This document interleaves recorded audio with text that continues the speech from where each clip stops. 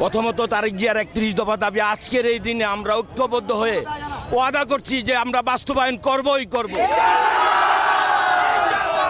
আর আমাদের মুসলিম উম্মার জন্য ফিলিস্তিনিদের যেই ঘটনা হচ্ছে আমরা সবাই মিলে যদি এটার প্রতিবাদ না করি তাহলে আমরা আর মুসলমানের কাতারে রইলাম না।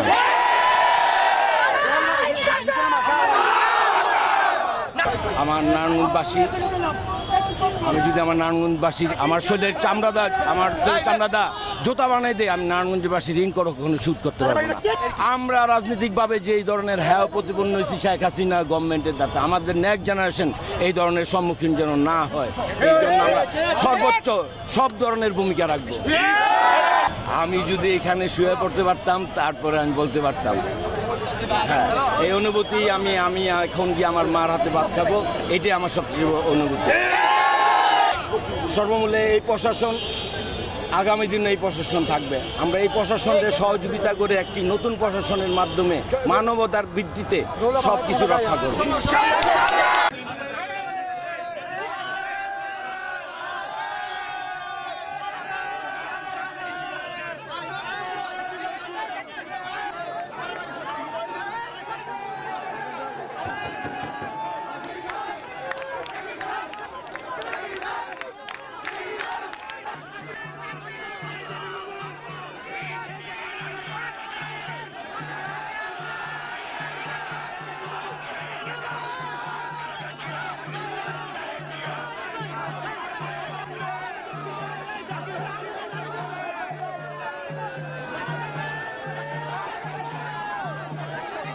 দীর্ঘ 27 বছর পর আব্বু আজকে জেল থেকে মুক্তি পাবে, আমরা আমার বাবাকে নর্মালি সাধারণ জীবনে ফিরে আসবে ইনশাল্লাহ। আপনারা সবাই দোয়া করবেন।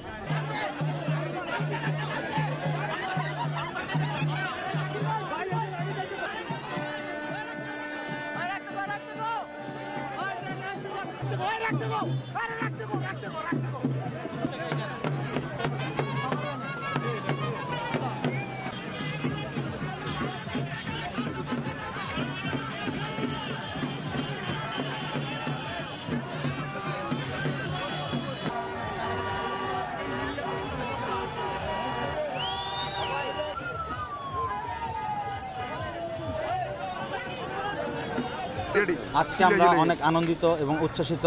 দীর্ঘ প্রতীক্ষার পর নারায়ণগঞ্জবাসীর আপামর জনসাধারণের নেতা জাকির ভাই বের হচ্ছে। দীর্ঘ প্রতীক্ষার পর বিভিন্ন ষড়যন্ত্রের জাল ভেদ করে আইনের মাধ্যমে খালাস পেয়ে তিনি আজ মুক্তি পাচ্ছে। আমরা পরিবারের পক্ষ থেকে নারায়ণগঞ্জবাসীকে ধন্যবাদ জানাই। তার এতদিন যাবৎ তার পাশে ছিল। আগামীর সুন্দর নারায়ণগঞ্জ, পরিচ্ছন্ন নারায়ণগঞ্জ গড়ার জন্য তিনি কাজ করবেন। সবাই আপনারা জাকির খানের জন্য দোয়া করবেন। জাকির খান যেন সুস্থ থাকে, তার পরিবারের জন্য দোয়া করবেন। সবাইকে নিয়ে, নারায়ণগঞ্জবাসীকে নিয়ে যেন তিনি আগামীর দিনের সুন্দর নারায়ণগঞ্জ গড়তে পারে।